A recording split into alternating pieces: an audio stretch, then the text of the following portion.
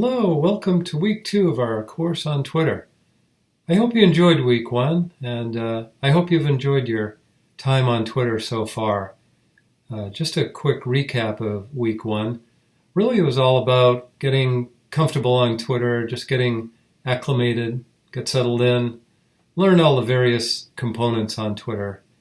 So I hope you've had a chance to really navigate through the whole site and click on everything that you could possibly click on and really get kind of comfortable and just see what's out there. I know you've seen just the volume of information on Twitter.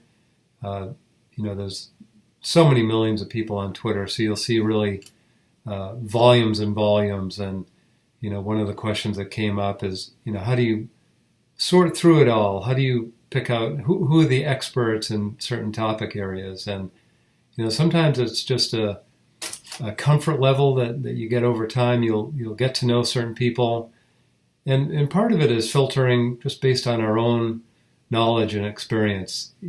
What kind of matches up with what sounds reasonable to us.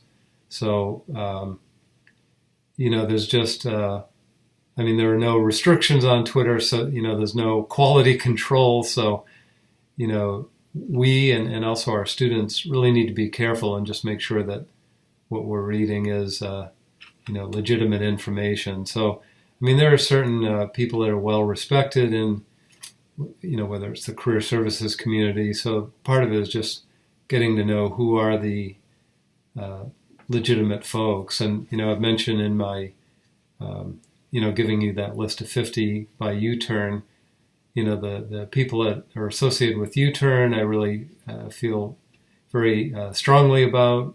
Mark Babbitt and his group. One of the other ones was Career Realism, and The Muse is another. I don't remember whether that was on the list or not, but The Muse is a really good source as well. So I think that's a good starting point.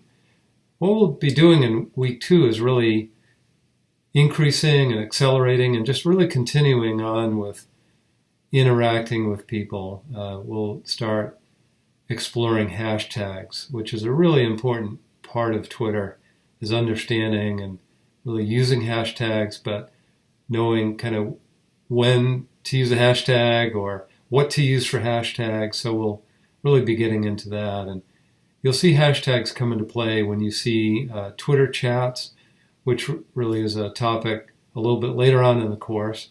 But every chat that's on Twitter has a particular hashtag that they use to direct people to that chat. So anyway, enjoy week 2. There's some reading as there was in week 1. So I would say read everything that is available to you. Spend as much time as you can. I know that's the other issue, is with everything else going on, how do you manage to spend time on Twitter? And sometimes when I go in, I might only be on there for 5 or 10 minutes, maybe 15. I'll just scroll down through, I'll read some articles.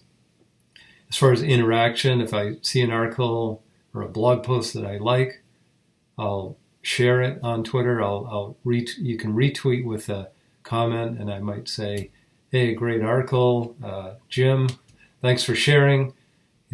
Really appreciate it. And then I might even put hashtag career, so other people will see it. And the more you use hashtags like career or resume, then it broadens the view of that tweet.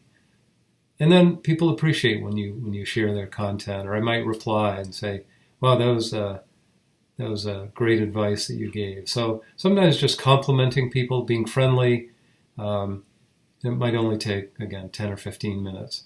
So enjoy. Just don't let Twitter consume your life.